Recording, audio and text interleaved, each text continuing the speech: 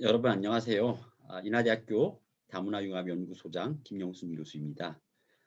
저희 다문화 인문학 시민강좌의 시즌 3죠. 시즌 3의 첫 강의를 하게 되는데요. 이번 시즌 3의 첫 강의는 제가 다문화 사회의 시민과 그 타자 지향성이라는 내용을 가지고 강의를 하고요.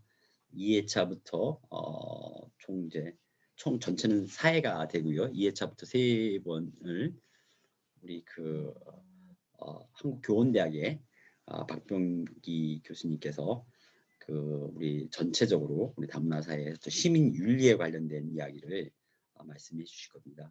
박병기 교수님께서는 윤리교육과 교수시고요.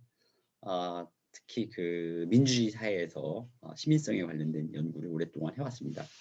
최근 이제 우리 사회가 점차 다문화화 되죠. 그러니까 인구적 다양성이라든가 민족적 문화적 다양성이 급증함에 따라서 나타나는 어떤 시민성을 새롭게 정의하는 그런 말씀을 여러분들에게 드릴 거라고 생각하고 있습니다.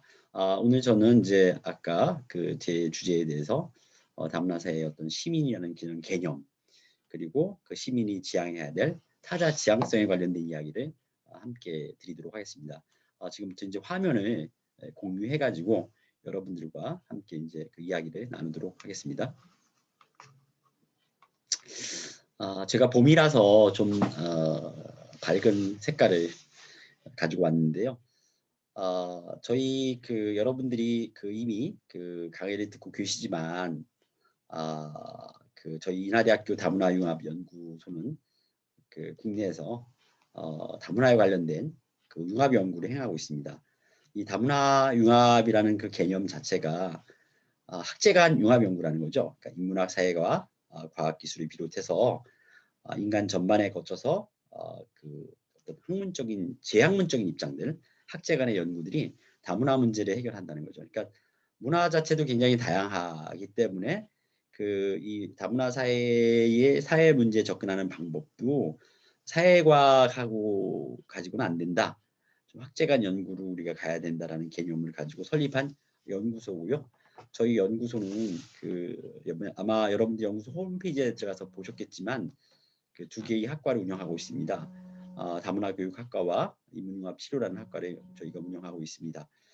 뿐만 아니라 지금 BK21 for 글로컬 다문화교육 연구단이라는 BK 사업단을 저희들이 운영하고 있습니다. 그러면서 한국 다문화교육의 어떤 연구의 산실로서 뭐 학문적인 연구들, 그다음에 정책 연구들, 프로그램 개발, 또 인문융합치료센터를 산하에 두어서 다문화 가정과 다문화에 관련된 이주민에 대한 정서 치료, 더 나아가서 사회통합 정책 등 같은 것들을 저희들이 지자체와 정부에 연구 용역들을 수주하고 있고요. BK21 사업 같은 경우는 이제 미래인재 양성 사업으로 교육부하고 한국연구재단에서 이 전문인력 양성이죠. 다문화 교육과 관련된 전문인력을 양성하는 그런 기관으로 발돋움하고 있습니다. 여러분들이 이제 궁금한 점은 인하대학교에 어떻게 이런 연구소가 설립됐는가 궁금하실 겁니다. 인하대학교 자체가 인천 하와이라는 개념을 가지고 시작됐죠. 학생들은 인천 하와이라는 것보다도 인천 하버드라고 얘기합니다. 인하. 그렇게 우스갯소리를 얘기하고 있는데 또 저희 다문화를 공부하는 여러 인하대학교의 연구자들은 인하를 인천 하모니 해가지고 다문화에서 하모니가 굉장히 중요하죠. 화합이란 뜻인데 사회 통합의 아주 아름다운 말이죠. 그렇게 해서 우리가 인하대학교를 그런 방식으로 스토리텔링을 하고 있습니다. 근데 저희 학과는 생긴 지가 15년 정도 됐고요. 다문화 교육의 선도적인 위치를 차지하고 있어요. 그래서 저희들이 이런 시민 강좌를 만들어서 운영하고 있습니다. 자, 이번에 시즌 3에서는 주로 이제 어떤 시민성, 그다음에 윤리성 이런 부분들에 대한 이야기를 여러분들과 나누어요. 그래서 오늘 여러분들에게 말씀드린 내용은 다문화 사회 시민과 타자 지향성이라는 얘기인데 제가 이 다문화 시민에서 그 시민의 개념부터 말씀을 좀 드리고 싶어요. 그러니까 시민의 개념이 장황한데 저희 연구소 또는 제가 지향하는 연구자로서 김영순이라는 사람이 지향하는 시민은 과연 누구인가라는 얘기예요. 그래서 이제 그 부분부터 여러분들과 함께 말씀 나누도록 하겠습니다. 자, 시민은 누구인가? 누구나 여러분들은 행복을 꿈꾸죠. 행복하게 산다는 것은 과연 어떻게 살 것인가? 여러분 지금 행복하신가요?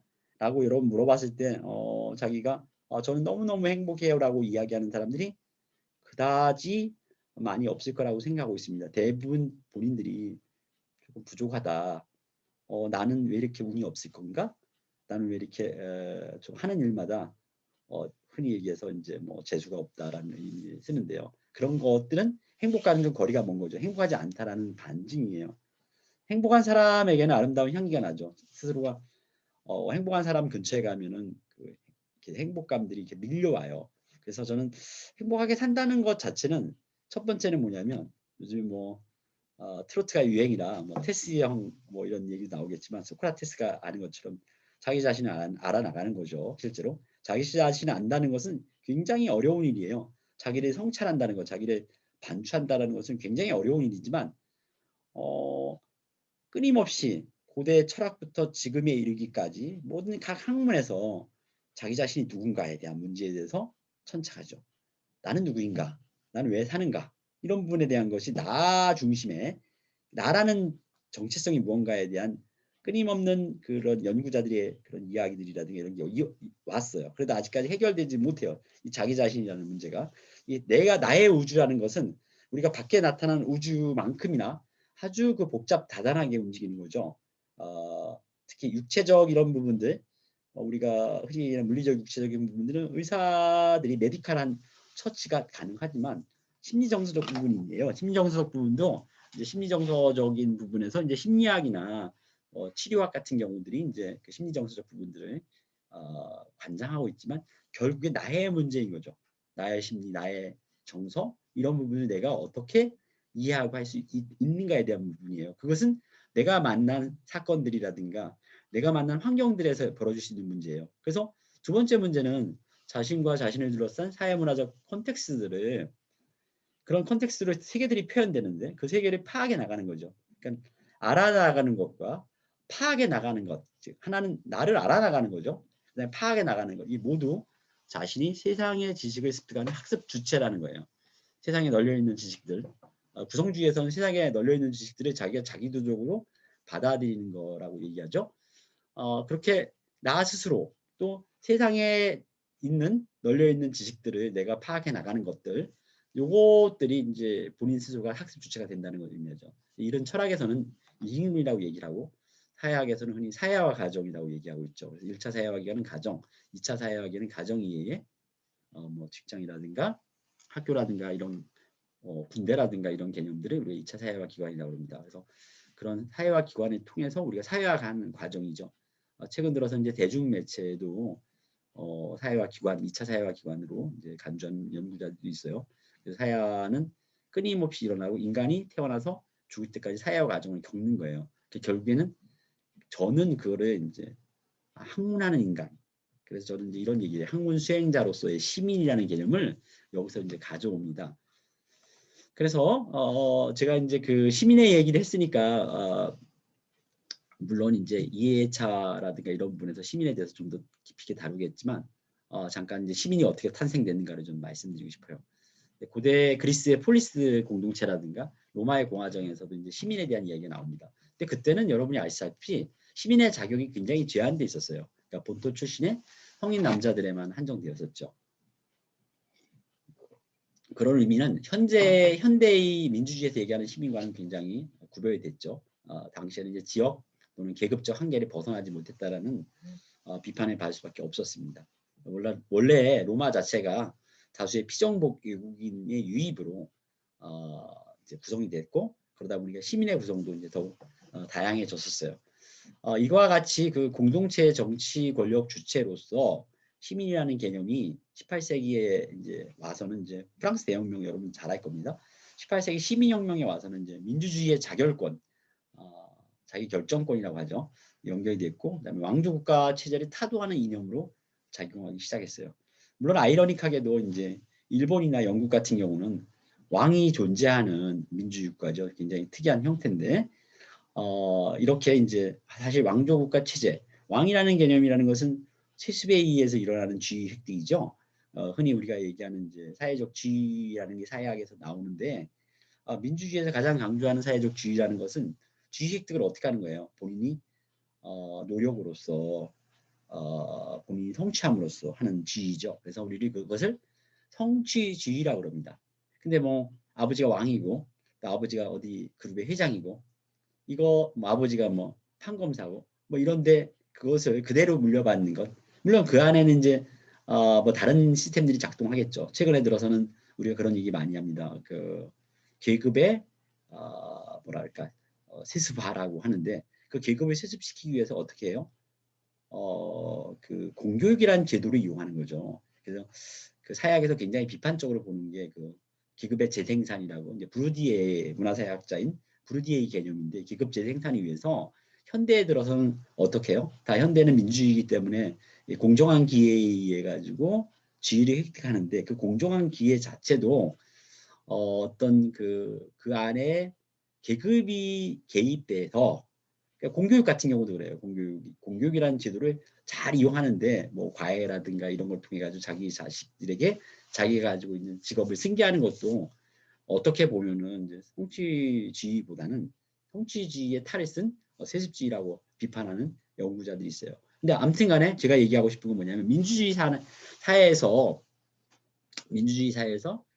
그 계급, 권력 이런 거에 대한 세습이 일어나면 안 되고 노력에 의해서 지위를 획득하는 성취주의가 더 훨씬 크고 성취주의를 조장시키는 그런 사회가 민주주의 사회다라고도 우리가 정의할 수가 있어요. 시민을 정의할 때. 자, 그런데 근대에 들어와서는 이제 직접 민주주의가 의회 민주주의로 대체돼 가지고 예전에는 다 직접 선거를 했어요. 저희들 같은 경우는 직접 민주주의라고 얘기할 수 있지만 왜 우리가 우리의 대표를 뽑아야 되죠. 대의제라고 합니다. 그래서 의회 민주주의라고 얘기하는데 그에 따라서 이제 19세기의 시민의 개념에는 자신이 직접 정치에 참여한다는 공화주의와는 연관이 조금 이제 희미해졌다라고 우리가 볼 수가 있습니다. 따라서 시민은 국가로부터 독립적인 영역을 구성하는 또 시민사회라는 걸 구성했죠. 시민사회론으로 많이 알려지는 이제 학자들도 많이 등장하기 시작합니다.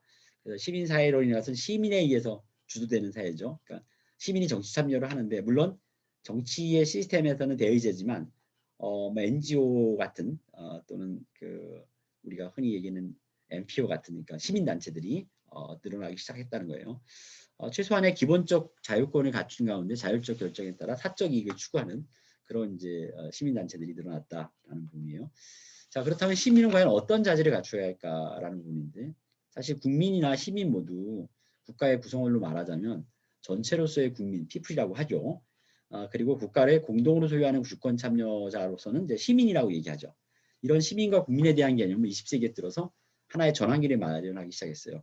이제 국가성이 강화되는 거죠. 이제 그 경계들이 만들어지면서 2차 세계대전 이후에 뭐 민족에 대한 구분들이 강해지기 시작했고 나아가서 국가가 터전을 마련하면서 국경이라는 개념이 수립됩니다. 국가성의 강화로 시민의 보편적 기본권이 국민국가 영토주의 안에서 제약받기 시작했죠. 그러니까 국민국가라는 영토가 생기면 영토 내에서 어떤 시민권이 주권으로 국민주권으로 바뀐다는 거죠. 다른 한편 최근 들어 급속하게 진전된 또 전지구화. 근데 이게 이제 국가를 중심으로 하는 국가성들이 있다가 여러분이 알다시피 뭐 세계화라든가 교통통신의 발달, 정보통신의 발달 이런 거에 따라서 뭐가 일어납니까? 초국적 이동. 흔히 얘기하는 다문화 사회를 조장시키는 초국적 이동이 일어나요. 국가 간 이동이 일어나기 시작한다는 거죠. 우리나라도 이제 거의 2019년 12월 기준으로 한 260만 명 정도 그 이제 등록외국인 숫자가 그렇게 되는 거예요. 이제 그 정도로 이제 외국인들이 들어오기 시작한다는 거죠. 이런 얘기는 이제 우리가 초국적 이동인데 물론 거기에는 경제적 이동이라는 개념들이 굉장히 크죠. 이제 국가성과 영토성이 희미하게 됐어요. 그리고 국민의 개념은 단지 정치, 행정적인 의미로 축소되기 시작하는 거죠. 그래서 이제는 시민은 이제 어떤 특정 국가나 영토에 갇히게 할 수 없게 됐죠. 그러니까 동시에 국가 시민에서 세계 시민으로 진화시키는 문제가 22세기 시민사회에 굉장히 중요한 그런 화두로 등장하기 시작합니다. 그렇다면 이제 저희가 얘기하고자 하는 이제 시민은 과연 어떤 시민인가? 아까 제가 서두에서도 얘기한 것처럼 전 시민은 인간이 태어나서 죽을 때까지 사회화나 제사회화를 겪으면서 학습을 하는 거죠. 학습의 주체예요. 이제 문화를 또 습득하는 거예요. 문화에서 학습성이 굉장히 중요하죠. 이렇게 하는 개념을 저는 학문 수행자라고 보고 있어요. 학문 수행자는 학문을 갈고 닦는 수행자의 일종이라고 제가 표현하고 있는데 이 수행자는 사실 종교적 개념이라고 우리가 볼 수 있어요. 그래서 종교적 교리를 따라 쫓아 삶을 살아가는 자 정도로 우리가 이해할 수 있어요. 그렇지만 이제 제가 여기서 제 글에서는 인간이 세상에 주어진 인간으로서 인간다운 삶을 살아가는 것을 의미하고 있습니다. 자, 그럼 여러분 생각해 보세요. 인간다운 삶은 어떤 삶일 것일까? 인간답다는 것은 뭘 의미하는가? 나는 과연 인간다운 것인가라는 우리가 생각해 볼 수 있을 것 같아요. 이는 바로 인간다운 삶이라는 것은 인간답게 사는 것을 의미하는데 이를 위해서 사회문화적 의미에서 인간과 시민의 관계를 조금 이해할 필요가 있지 않겠는가라는 생각을 가지고 있어요. 그래서 이제 인간의 개념을 제가 짚어보면 아리스토텔레스는 인간이란 사회적 동물로서 이성을 본질로 하는 존재라고 하죠. 그래서 여기서 주목할 것, 우리가 사회적이라는 게 과연 뭔지, 이성이라는 개념이에요. 사회적이란 인간 주체와 타자의 관계에 대한 개념이고 또 이성이라는 개념은 세상 인식의 주체라는 개념이 강하죠. 내가 세상을 우주 만물들, 나 밖의 우주 만물들을 내가 어떻게 이해하는가에 대한 주체라는 거예요. 그래서 이 주체에 대한 문제와 이 주체 스스로의 문제, 이것은 뭐냐 아까 자신이 알아나가는 거예요.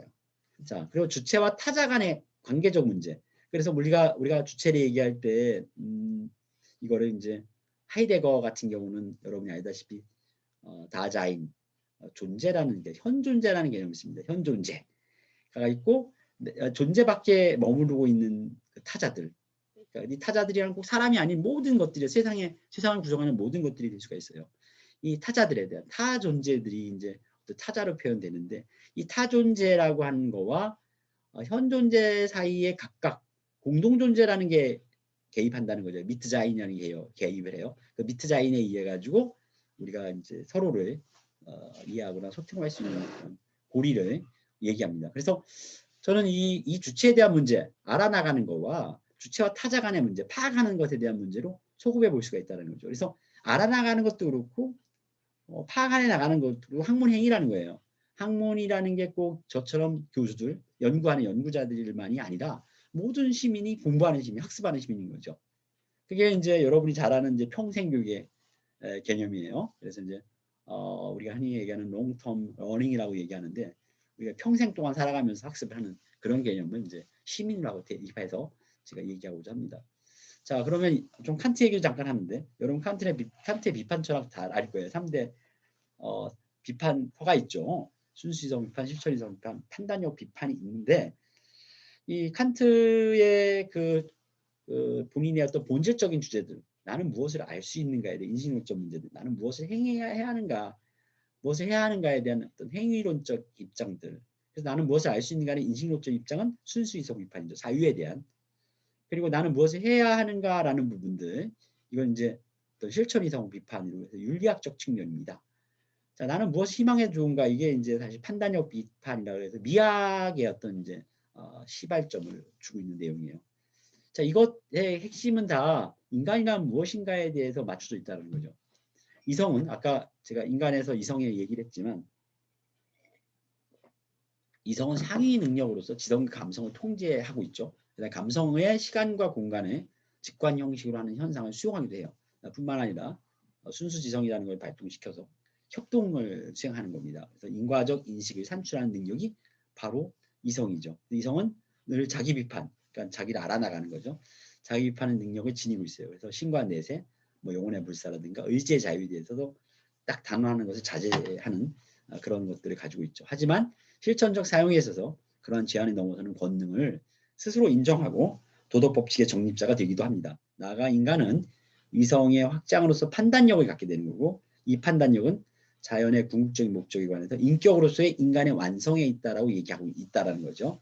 그 3대 비판서의 내용 아주 짧게 제가 전체적으로 말씀을 드렸습니다. 그렇다면 이 수행적 인간으로서 사자지향적 시민, 이건 어떤 개념입니까? 그럼 여러분 생각해 보세요. 어떻게 이성적 사유에 이르는가? 어떻게 우리는 거꾸로 내가 반문해 볼 수 있는 칸트에 대한 질문에 어떻게 윤리적으로 우리가 행동할 수 있는가?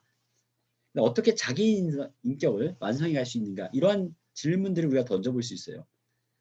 칸트에서는 사회적이라는 개념, 즉 주체와 타자 간의 관계에 대해서 찾아볼 수는 없어요. 왜 그러냐면 이성을 중심이 뒀기 때문에 아울러 그는 타자가 누구고 또 어떤 존재인지 타자와 내가 어떻게 관계 지어질지 나 역시 타자가 아닐지에 대한 어떤 사회적 질문과 고민은 실제 칸트에서는 발견하지 못하겠죠. 칸트는 아주 이성을 갖고 있는 주체에 대한 관점에서 사유의 주체에 대한 관점에서 얘기하고 있기 때문이에요. 사유에 대한 주체, 행위에 대한 주체, 판단에 대한 주체에 대해서만 얘기하고 있다는 거죠. 근데 이것에 대한 답은 제가 자명하게 내릴 수가 있습니다. 수행적 인간으로서 시민이 바로 이성을 지닌 사회적 존재라고 저는 얘기하고 싶어요. 그러니까 수행적 인간은 학습과 교육 행위를 통해 완성되어 간다. 제 강의를 듣는 많은 학교 현장에 계신 선생님들이 계시지만 이 부분은 여러분들이 수긍할 수 있을 거예요. 모든 인간은 학습하는 인간이다. 그죠?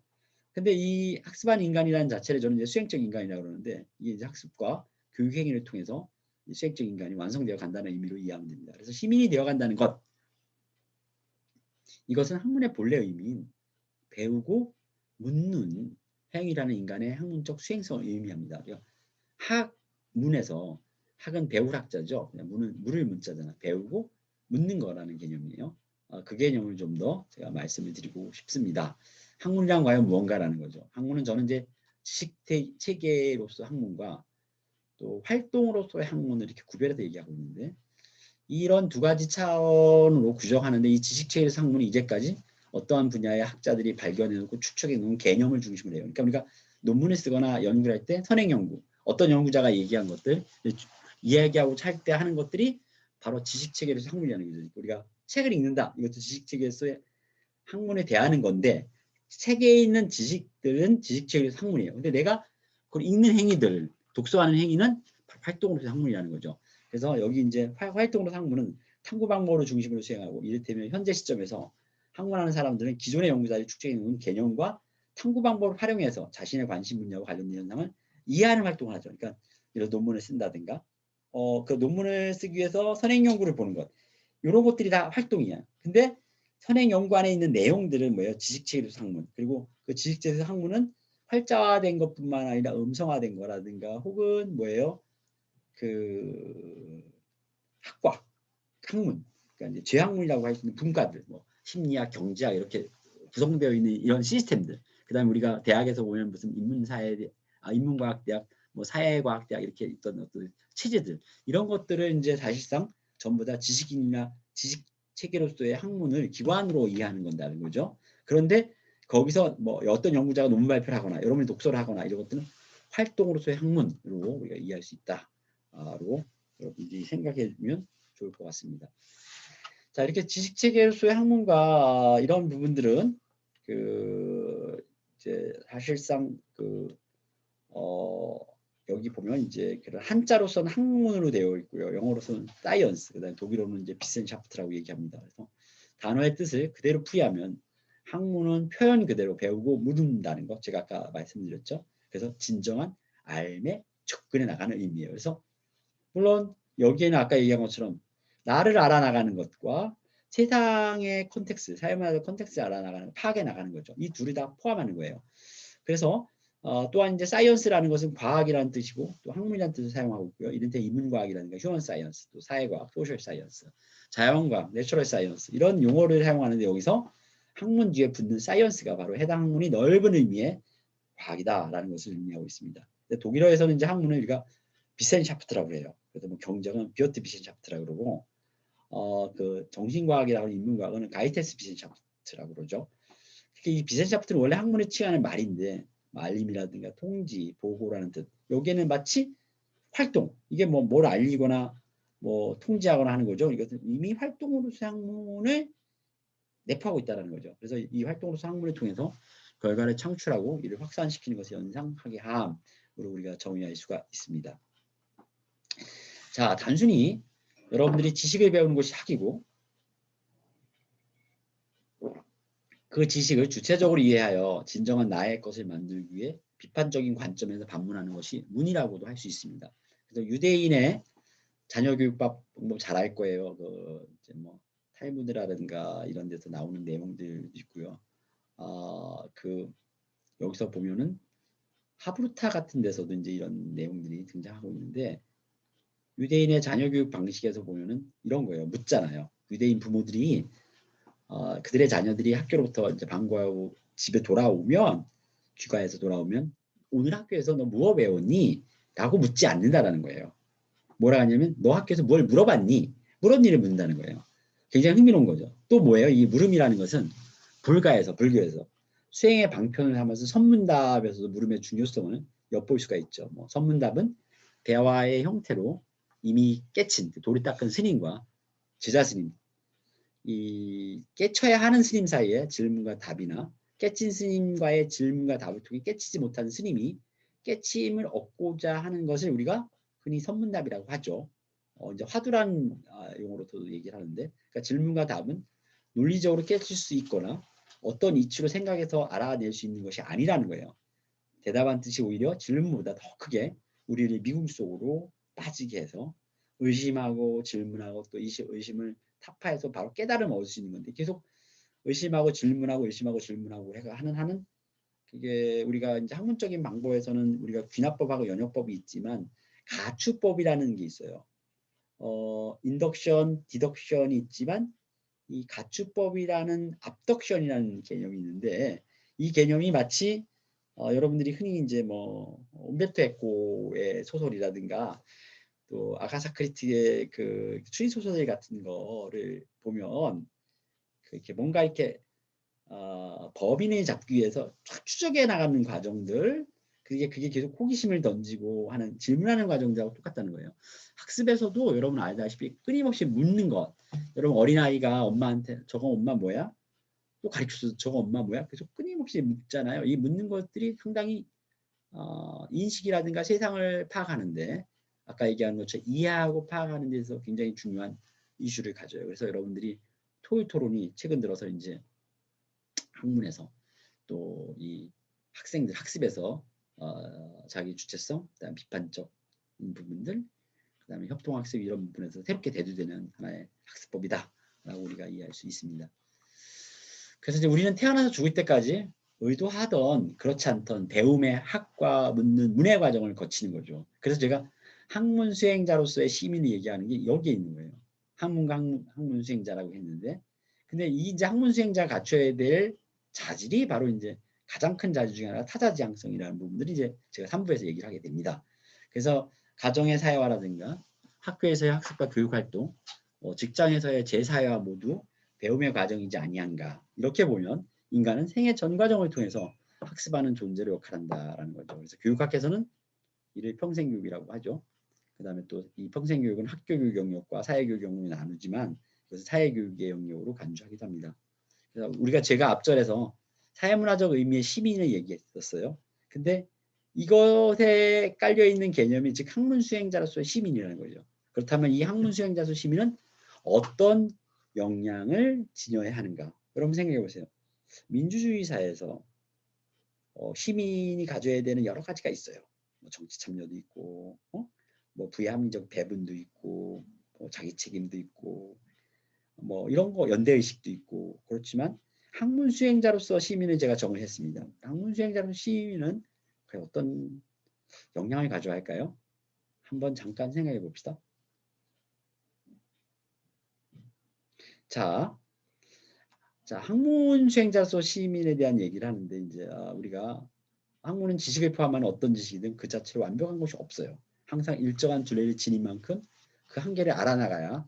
한계를 안다는 건 뭐예요? 계속 우리 여러분들 주변에 대학원 다니는 사람들이라든가 연구자의 반열에 오른 사람들이 논문 쓴다 그러죠. 논문이라는 게 뭐예요? 한계를 알아나가는 거예요. 그리고 다른 세계를 세우는 거예요. 즉 나은 단계로 발전할 수 있다는 거예요. 이렇게 보면 학문을 수행하는 자, 즉 학자가 어떤 지식을 마주함에 있어서 항상 의식을 가지고 의문을 가지고 비판적으로 대할 때 비로소 참된 나의 지식이 될 수 있다는 거죠. 자, 이것은 학문의 진정한 의미이며 이를 실천하는 것이 학문 수행이다. 이런 의미에서 학자는 제가 이 책에서 의미하는 학문 수행자로서의 시민이 되기도 합니다. 이를 역으로 말하자면 꼭 학자만이 아니라는 거죠. 이를 역으로 말하자면 학문 수행을 하는 모든 시민은 학자이며 연구자라는 거죠. 그러니까 대학원을 마치고 저희 연구소에도 뭐한 4, 50명의 이제 대학원생들이 있어요. 석박사 과정생들이 있고 박사후 과정이 있고 연구 교수님들이 계시는데, 이렇게 박사학위를 받은 사람만이 연구자 혹은 학자로 칭하는 것은 저는 학문을 모르는 사람들의 이야기예요. 학문 수행을 모르는 사람들의 논리라는 거죠. 모든 자연인 학교를 우리나라 같은 경우에 이제 중등교육까지 거의 의무교육이 됐죠. 의무적으로 중등교육을 이수해야 됩니다. 그와 마찬가지로 이 모든 사람들은 어떤 체계적인 교육을 어느 정도 선까지 공부하고 또 죽을 때까지 뭐예요? 평생교육원에다가 평생교육을 세상의 지식들을 배우면 살아나가요. 평생교육 같이. 이런 것들이에요. 끊임없이 우리가 한다는 거죠. 그러니까 모든 사람은 학문 수행을 하는 학문 수행자라는 개념이에요. 모든 사람은 학문 수행자로서 시민의 개념이 성립할 수 있다는 거죠. 제가 막 그냥 제 논리를 물어붙이는 게 아니라 이런 논리 가지고요. 또 예를 들어서 한번 봅시다. 공자는 논어를 시작하면서 학이라는 글자를 중심으로 학문을 학이습 불력 여로라고 얘기했죠. 이는 배우고 때때로 익히면 기쁘지 아니한가. 모든 사람들이 배우고 익히고 기뻐하잖아요. 물음을 던져요. 그래서 학은 물음으로 시작하고 물음으로 매듭지어지죠. 익힌다는 뜻의 습이라는 한자는 새의 날개와 숫자 100으로 이루어져 있어요. 그러니까 새가 날귀에서 100번 익혀야 된다는 거죠. 새가 한번 날리면. 즉 배운 것을 내 삶에 바로 적용해보는 자세를 말합니다. 이는 바로 학문 수행자로서의 시민의 자세를 말하는 것을 우리가 볼 수 있습니다. 자, 우리는 학자나 연구자라는 칭호를 너무 고고하게 사용해 온 게 사실이에요. 저도 이제 학자, 연구자라는 이름을 많이 쓰고 있지만 저는 이 학자, 연구자라는 것이 보편적으로 모든 사람들의 이 학자, 연구자의 칭호가 부여될 수 있다고 생각해요. 여러분들이 학문을 수행한다라고 생각하신다면 흔히 학자는 학문 체계를 계승하는 사람으로서 학문의 체계의 지식과 경험을 개념화하고 연구 방법을 터득게 하여 새로운 지식을 창출한 사람으로 이해해왔다는 거죠. 여러분 이건 뭐 제 말에 다 동의할 겁니다. 물론 여러분 여기가 제 강의를 듣고 있는 독자들은 앞으로 학문 수행자로서 시민의 역할과 책무를 한다면 여러분도 연구자라고 할 수 있어요. 독서하고 사색하고 세상에 대해서 익히기 좋아하고 배움을 나누기 즐거워하고 물음을 즐길 줄 알고 그다음에 사회문화 현상에 대해서 따질 줄 알고 뭐 정치에 참여할 줄 알고 다 좋아요. 근데 이런 부분들이 다 지향성을 가져야 된다는 의미예요. 타자 지향성의 의미는 이제 제가 얘기할 거예요. 자, 독자들은 앞으로 학문 수행자로서 시민의 역할과 책임을 다한다면 여러분이 연구자라고 하세요. 자, 이를테면 유교 전통을 반영한 묘지에 비석을 쓰여 있는 거를 보세요. 여러분들이 이렇게 오래된 묘지에 가보면은 한자로 이렇게 학생 누구누구 지묘 이렇게 써 있어요. 학생 무슨 공의 지묘라고 쉽게 볼 수 있어요. 당시 조선의 유교에서는 벼슬을 하지 않은 모든 양반은 배운 학생으로 표상되었다는 거예요. 그러니까 그냥 결국에는 그냥 일반 사람도 학생인 거예요. 그러니까 학문 수행자라는 거죠. 학문 수행자를 시민을 상정한다는 것은 뭐 내가 그냥 어느 날 갑자기 주장하는 조작적 정의가 아니라는 거예요. 이미 오래전부터 있던 전통이다. 그러니까 새삼스럽게 볼 일이 아니다라는 것을 여러분들에게 말씀드리고 싶어요. 자, 그리고 학문 수행자로서 제가 시민의 연구자로서 상정했어요. 연구자는 일상생활을 연구자의 눈으로 볼 수 있어야 함을 의미하죠. 자, 연구자의 눈으로 본다는 건 무엇일까?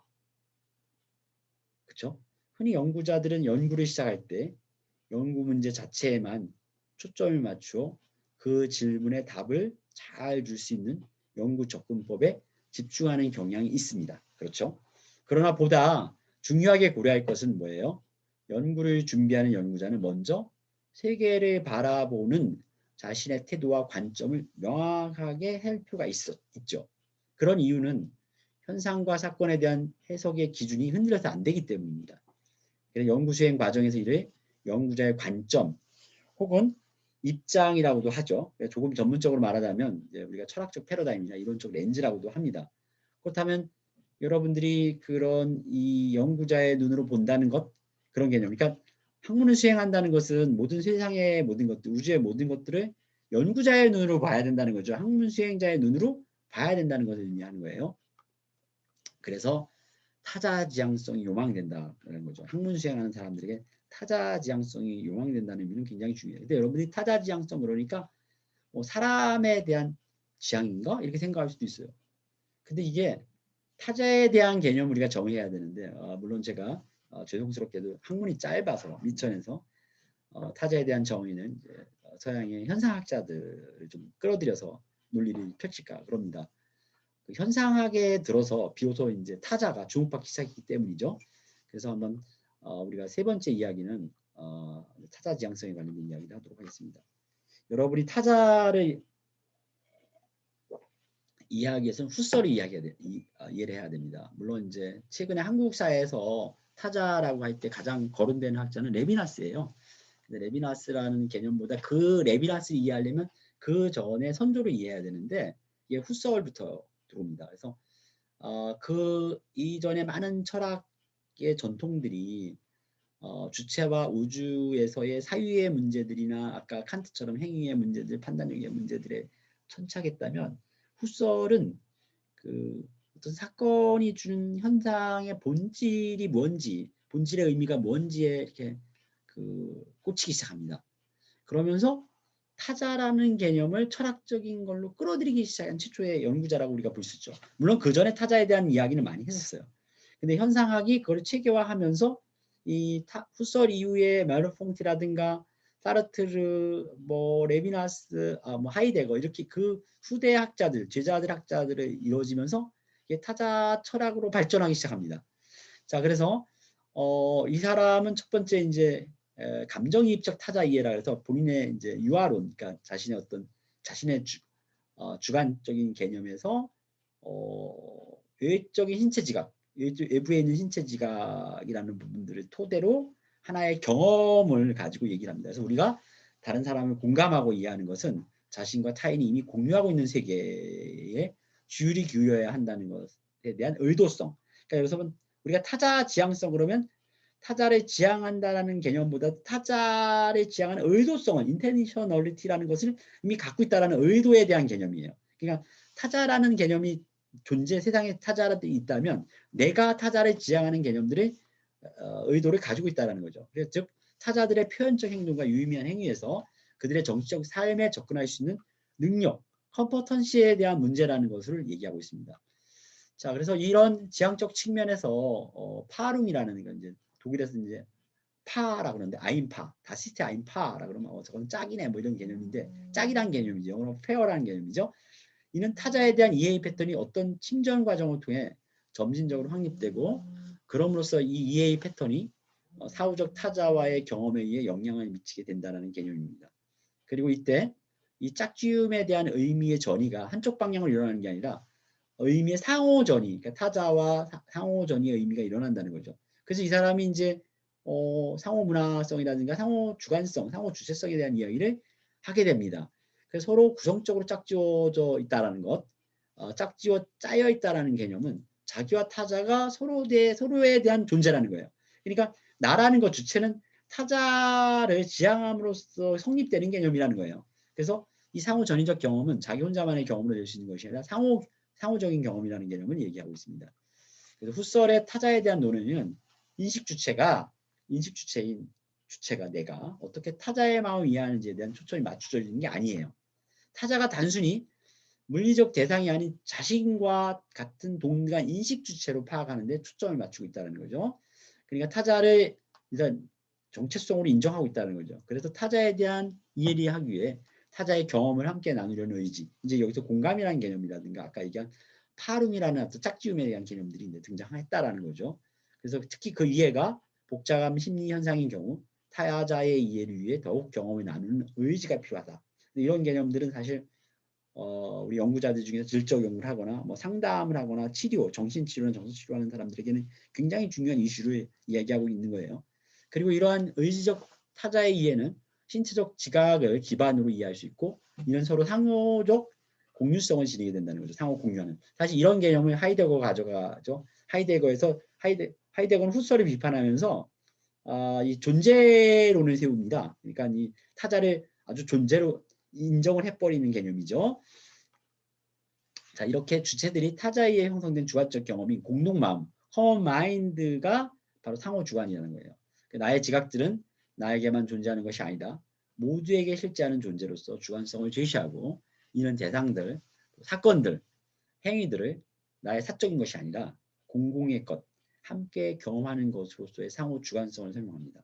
그래서 후설의 상호 주관성은 개인적 의식 혹은 자아가 아닌 공동체적 의식 혹은 공동체적 자아를 의미합니다. 뿐만 아니라 그는 인간의 출생과 동시에 상호 주관적 존재로 설명하기도 하죠. 자, 이렇게 훗설의 현상학의 훗설의 그런 그 많은 영향을 받은 그 지자인 하이데거는, 여러분 하이데거는 물론 나치에 종사했다는 의혹도 실제로 있었는 사람이지만 학문적으로는 대단한 사람입니다. 그 독일에서 실제 독일어를 쓰는 사람도 하이데거의 글을 읽기 어려울 정도로, 물론 독일 철학자의 글들이 어렵긴 어려워요. 이 하이데거의 원전을 읽어보면 주어하고 수어가 어디서 어디까지 끝나는지 모를 정도로 상당히 복잡하고 의미가 아주 대단히 심오해서 찾기가 되게 어렵습니다. 하이데거의 글 자체가. 근데 이 하이데거는 뭐라고 얘기했느냐, 이제 이 현상학의 어떤 뿌리들인데, 이 하이데거에서 나오는 내용들은 이 그 타자를 어떤 존재로서 세계 내 존재로서 인정을 합니다. 하이데거는 현 존재가 이미 어떤 세계에서 타인과 함께 존재하고 있다는 실존이라는 개념, 실존의 개념을 가져와요. 현 사실에서 타자의 문제에 접근하고 있다는 거죠. 현 존재라는 것, 여기서는 다자인인데 세계 이전에 또는 세계 바깥에 세계와 독립하여 존재하지 않고 세계 안에 존재한다는 거예요. 현 존재가 있듯이 타 존재도 존재한다는 개념이고, 그게 이제 현 존재의 존재 이해 속에는 이미, 그러니까 현 존재가 있고 다자인이라는 현 존재가 있고, 내가 만약에 현 존재와 미트자인이라는 공동 존재를 같이 갖고 있다는 거죠. 타자에서도 마찬가지예요. 타자의 현 존재와 공동 존재가 있어요. 그래서 공동 존재 간에 일어나는 뭔가 스파크가 있다는 거죠. 공감 혹은 이제 공명이라는 개념들이 이제 들어올 수 있다는 거죠. 그래서 현 존재의 존재 이해 속에 이미 그의 존재가 공동 존재, 미트자인이기 때문에 타자의 이해가 이미 놓여 있는 거예요. 자, 하이데거의 사유는 그 모든 존재가 문제가 걸려 있는 존재, 그리고 그 존재를 물음에 붙이는 인간의 관계적 본질이 우선적으로 중요하다고 얘기합니다. 그래서 하이데거에서는요, 나와 함께 타자 또한 실존한다. 나와 함께 타자 또한 공동 현존자이다라는 개념을 주장하고 있습니다. 굉장히 흥미로운 얘기죠. 타자를 인정하는 거죠. 엄청난 인정이죠. 동시에 스스로 현존재의 존재항식을 지니고 있다고 얘기합니다. 타자 스스로가 현존재의 존재항식을 지니고 있다는 거죠. 그래서 타자는 나의 관점에서 파악되고 구성되는 존재가 아니라 타자 역시 나와 마찬가지로 실존하는 존재라는 개념이에요. 여러분이 이 개념을 잘 이해해야 돼요. 상당히 풋설에서는 주체에 머물러 있던 부분들이 거의 동등한 개념과 이 그 주체 속에서의 타자의 어떤 그런 부활 또는 타자의 그 세움 이런 것들이 확 일어나는 거죠. 하이데거에서는. 그래서 하이데거에서는 이제 주객이란 주체와 객체라는 연관 안에 놓이는 그런 존재가 본질이 그런 존재가 아니다. 오히려 인간은 처음부터 자신의 본질상 존재에 열려 있음은 안으로 탈존재했고 이 열려있는 장이 주체와 객체의 연관이 존재할 수 있는 그 사이를 비로소 비춰주는 거라는 거죠. 나와 타자는 공이 현존재, 똑같은 현존재고 사물, 도구, 타자들의 관심을 가지고 관계를 맺으면서 그리고 자기 존재에 대해서 관심을 가지면서 세계 안에 거주하는 존재다라고 얘기합니다. 그래서 다시 말해서 인간이 세계 안에 존재한다는 것은 그가 사물적 존재자, 사물에 존재하는 것들을 인식하고, 그러니까 여러분 그 하이데거에서 존재와 존재자의 개념을 잘 이해를 해야 돼요. 그 존재와 존재자의 개념을 그 사물적 존재다라는 개념들, 그러니까 존재와 존재자의 개념을 잘 구별해야 된답니다. 그래서 도구 존재를 배려하고, 그다음에 그가 만나는 타자 존재를 고려하고, 자기 자신의 존재를 염려하고 있습니다. 아까 얘기하는 것처럼 이게 완벽하게 제가 학문 수행자로서의 시민의 개념이죠. 나를 이해하는 것. 그러니까 여기서 자신의 존재를 염려, 조르게라고 얘기하고 있어요. 그다음에 타자 존재를 고려하는 것. 이건 인간관계 속에서 얘기하는 뭐예요? 그 쉽게 얘기하면은 그 휘어 조르게라고 하는 거라고 볼 수 있는데, 그 사회문화적 콘텍스트 속에서 나인 인간, 그다음에 인간과 인간, 그리고 더 나아가서 인간과 사물을 할 때 인간과 인간이라는 개념에서 타자 존재에 대한 고려와 도구 존재라는 개념을 같이 가져가는 개념으로 여러분이 이해하면 됩니다.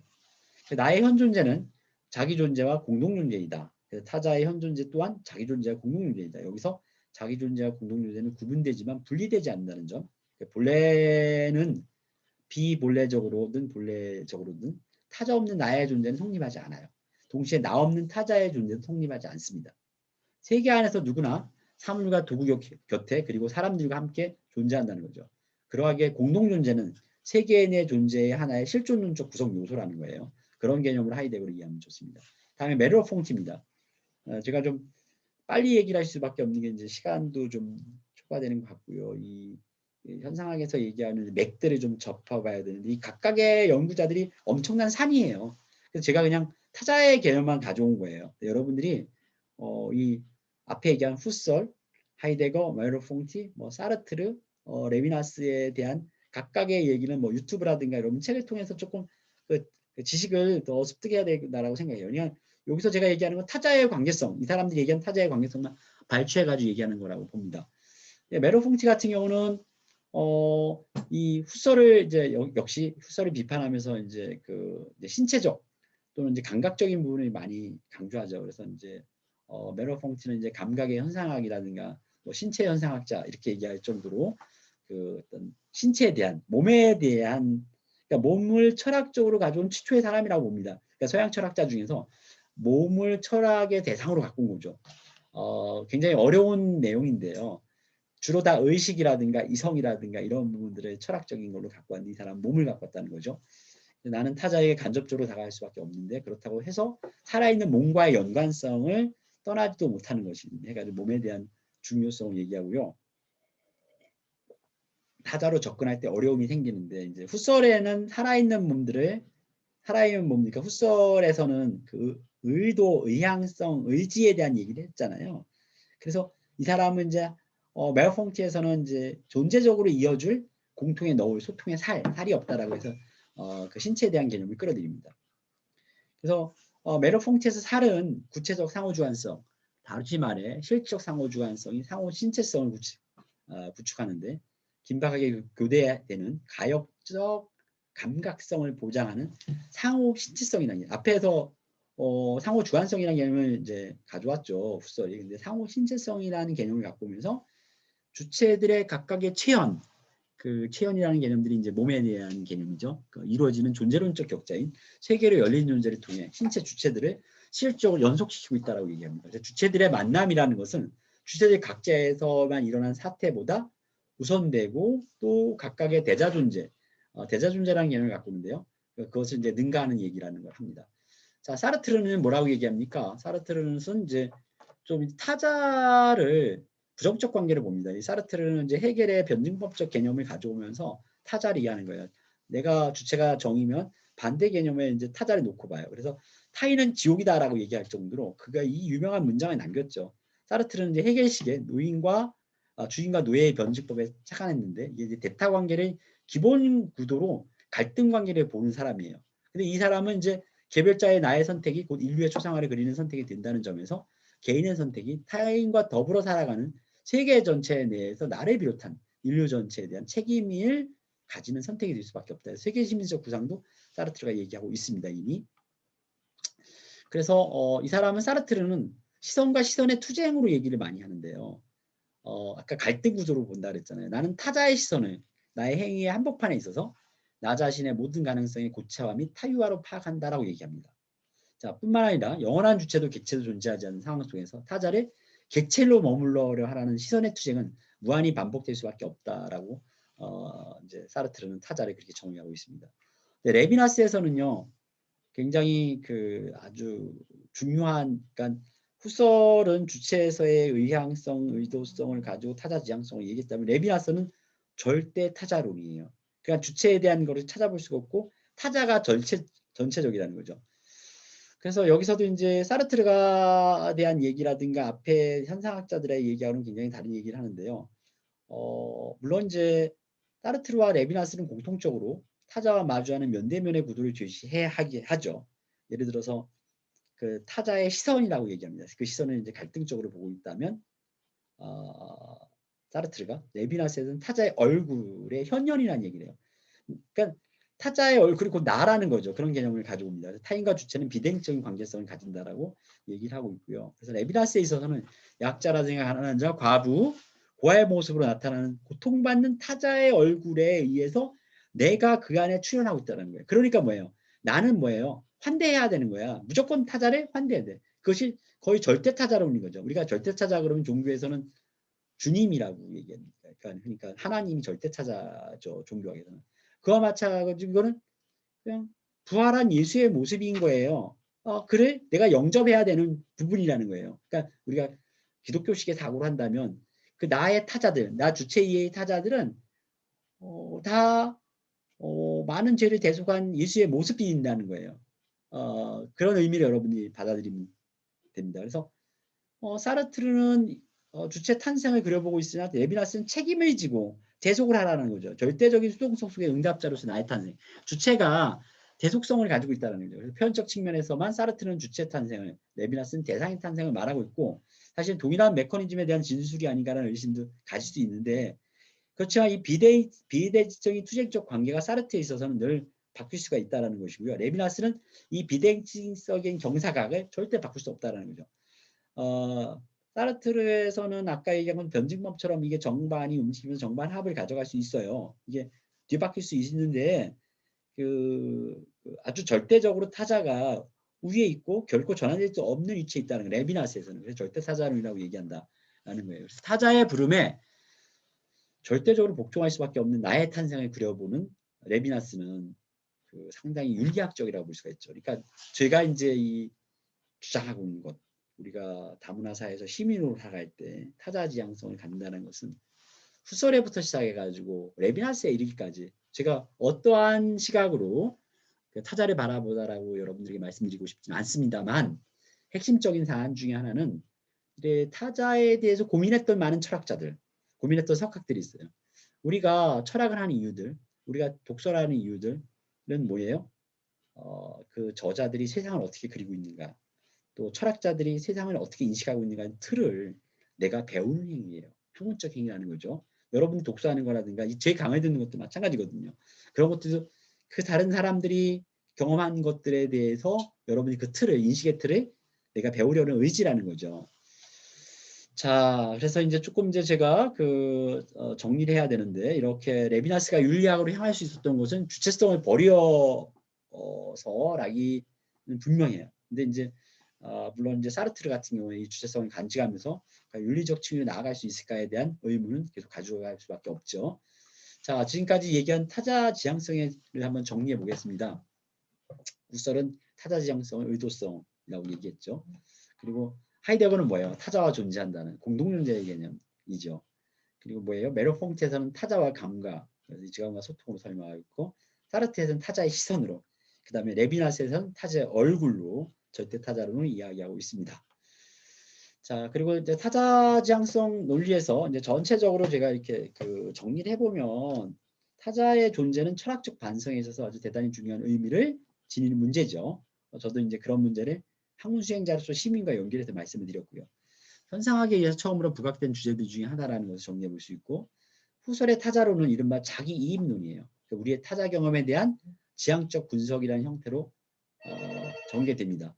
그러니까 동시에 그런 자기 이입론, 일반적으로 감정이입으로 변형되기도 하지만 여기하고 달리 단지 세계 내부에 있는 인간과 그의 사회관계가 아니라 세계를 구성하는 근원적인 계기의 하나로서 타자가 어디까지나 초론적인 차원에서 문제가 된다고 얘기를 하고 있습니다. 다시 말하면 세계에 대한 우리의 경험이 타자에 대한 경험과 구조적으로 어떻게 관계되는가 하는 것이 문제될 수 있습니다.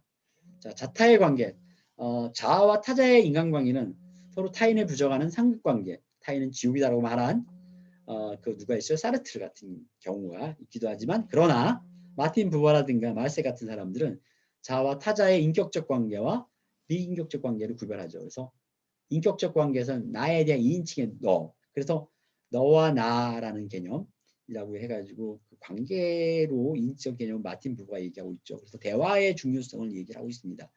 후자의 관계는 타자가 3인칭, 이게 가장 이제 비극적인 거죠. 그와 나로, 내의로 표현될 수 있다는 거죠. 그와 그것. 그래서 거기서는 타자의 인격이 나에 의해서 대상화되고 물화된다는 거죠. 이것을 우리가 어떻게 보면 거리를 둬야 되는 입장이라고 생각하고 있습니다. 자, 제가 지금까지 한 이야기들을 좀 전체적으로 정리해 보면 다문화사회에서 시민은 학문수익적 시민이어야 된다라는 거죠. 그리고 학문수익적 시민이 가져야 될 역량, 컴포턴시가 뭐냐 하면 바로 이제 타자 지향성이라는 거죠. 그래서 타자 지향성은 매우 많은 그런 뭐랄까 층위들이 있는데 그 후설에서 얘기하는 타자 지향적인 의미에서부터 시작해서 그 레비나스의 절대 타자론에 이르기까지 여러 가지 간극들이 있어요. 여러분들이 뭐를 선택할 것인가가 중요한 게 아니라 그들의 철학 속에서 그들이 타자를 바라보는 인식의 틀 속에서 나는 어떻게 타자를 바라볼 것인가라고 정립하는 것이 굉장히 중요하다고 생각합니다. 그것이 여러분들이 가져야 할 다문화 사회를 살아가는 시민으로서 가져야 할 학문 수행자의 책무라고 생각하고 있어요. 다문화 사회에서의 시민은 학문 수행자이고 학문 수행자가 가져야 되는 윤리는 바로 타자에 대한 지향성이다 라고 여러분이 오늘의 강의를 정리해 드리면서 제가 강의를 마치도록 하겠습니다. 여러분 감사합니다. 다음에 시작하는 그 시즌 3의 2회차 박병기 교수님의 강의도 잘 경청해 주시기를 다시 한번 부탁드립니다. 고맙습니다. 좋은 하루 되시기 바라겠습니다.